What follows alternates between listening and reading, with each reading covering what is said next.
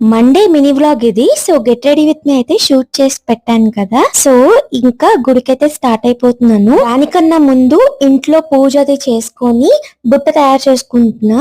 ఈ చెక్కది పసుపు కుంకుమ వేసుకున్నది ఇక్కడ బజార్ లోనే తీసుకున్నాను. 40 రూపీస్ పడింది. సో బాగా యూజ్ అవుతుంది.